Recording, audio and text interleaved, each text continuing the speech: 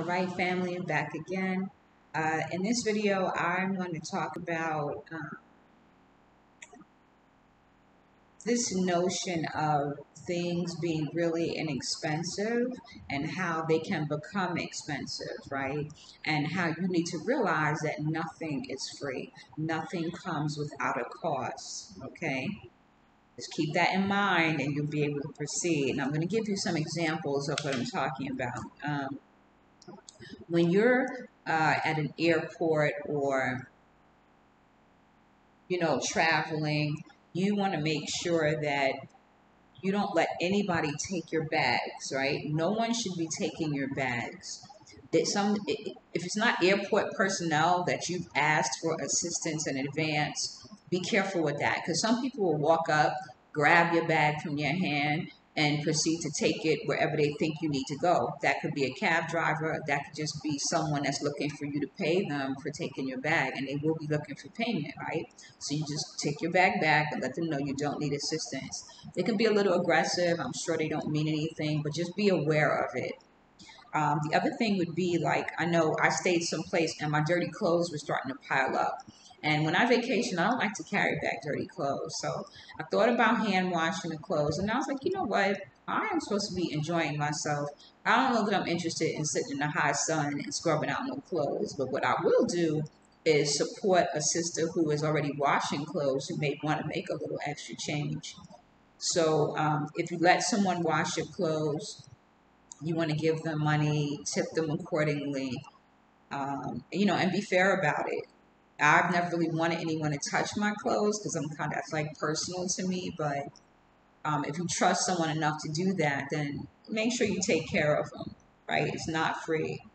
If someone gets information for you, if you're doing something, you ask someone a question and then they proceed to take their time and energy to get that information for you, you should be looking to kind of give them something. They shouldn't have to ask. Even if they say there's no fee, look to compensate them in some way, right? Because they could be doing something else with their time and they're looking out for you. The other thing is at restaurants, right? When you order, be ready, because we've had it happen several times where we order something and they bring just the opposite of what we asked for. Don't get upset. Or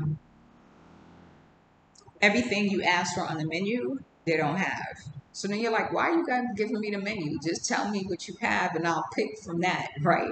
So that's happened a few times. It happened to me at Ike's Cafe. It happens to me at Paradise Resort, where they just don't have the things that are on the menu. It's like because maybe they don't have a heavy crowd or it's not busy, they only prepare certain things or make certain things available.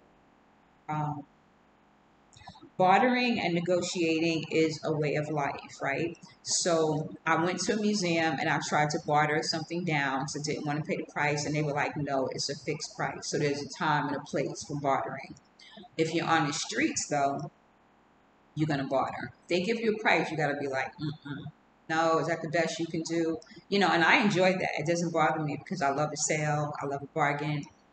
I know that anything that I'm getting here, I should be getting a bargain for. That's the whole point. So be prepared. If someone tells you something is 100 CDs for a dress, you're like, come on now, 100 CDs. Think about it though. 100 CDs is like what? $20? Are you willing to pay $20 for this dress? Or are you just hearing 100 and thinking that's too expensive? If it's something that's handmade, you might not even want to barter. You might just want to support that individual, right? That creator, that artist. So maybe you don't want to barter that, but something that might be from China or some fake material, like you might want to barter. Me personally, I'm not interested in buying anything that is from China on the continent. So if I pick up a dress that looks like African fabric, I expect it to be made in Ghana or made in Africa. If it says made in China, then to me that is not the real deal and I don't want it. Okay. Expect to leave items when you come. When you pack your suitcase, like put in things that you don't really care if you take them back home with you, or that you're willing to leave for someone. Like I took a few things with me that I left, like a couple of pairs of shoes and some things that may not have really fit that great. Some things that I don't really wear. I decided to wear them on this vacation. so that I wasn't packing extra stuff, and I left a few things behind. A couple of dresses, a couple of blouses, some underwear, some bras, things that maybe just don't fit that hot that you really know you're not using and someone else would appreciate. Toiletries, little things like that are appreciated. Socks. So, my next big trip in June when I come, I have a bunch of stuff that I'm bringing, like even loose socks because they're in really good condition. I just don't have the matches, right? Um, Personal space is really not a thing in Africa. I realized that. I remember having my backpack. I have like my one with my personal stuff on my front and my big backpack on my back, and people just bump into me. They stand in close. They breathing over my shoulder, and I'm just like, okay, we together on the continent, so you can't even get upset. But in the States, I'm at the cash machine and somebody up next to me. I'm like, could you back up? Like, why are you next to me? And I'm about to put my pen in, right? So far, I've been to the cash machine here and no one's been next to me, but I'm just giving an example. People, it's so many people, and people are just kind of moving past you, moving quickly. You might get bumped, you might get shoved. It's not intentional, it's just kind of people moving. You bring it to their attention, they're usually pretty polite about it. Like I remember being in a bank, you know, there ain't no such thing as like standing in line, right? People will move like musical chairs from one seat to the next until they're called up to the window. And then you'll get that one person that just comes in and walks up the street and goes straight to the window. And you're like, yeah, oh, don't you see people sitting here waiting? But they'll be like, oh, I was here before. They told me to come back. So, nobody really says anything. They just kind of keep it moving. Let them go, you know. So they don't call it standing in line. They say standing in a queue. So if you're standing in queue, you may have someone skip you and exhale. If you're driving, you'll have someone just kind of cut in front of you, whether it's a motorbike, a truck, a car, whatever. Ain't nobody putting on no signal. It's rare that you'll see somebody put on a signal, but get ready to get cut off and don't get upset, right? None of that road rage stuff. Not having that. Save that for the States. People stare, right? People just kind of look, they observe, they take you in. Some will smile and some will just keep it moving. I've had some beautiful sisters give me some of the warmest smiles, and it just was a really good feeling to see the connection. I've had some sisters say, you're so beautiful, and I said, so are you, sis. Thank you. Little kids smiling, waving. It's been very pleasant.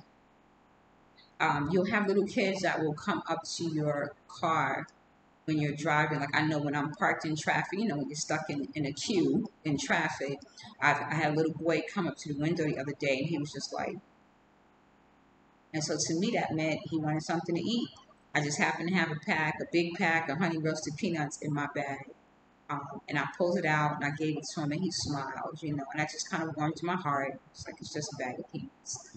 But when I was pulling through that same area later, he waved at me, gave me a smile, and was very thankful, and I appreciated that. I'm going to wrap this up because my battery's dying. Make sure you get your change. Some people will hold your money and act like they forget to give you your change. Pay attention, get your change back. And we talked about the queue, people skipping lines, and that's it. Just remember, nothing is free. Everything comes with a cost. It's whether you're willing to pay it or not. Is it worth it? Thank you for your time. Blessings. I hope this was helpful. Please like, share, and subscribe. And feel free to leave any comments below. Blessings, family.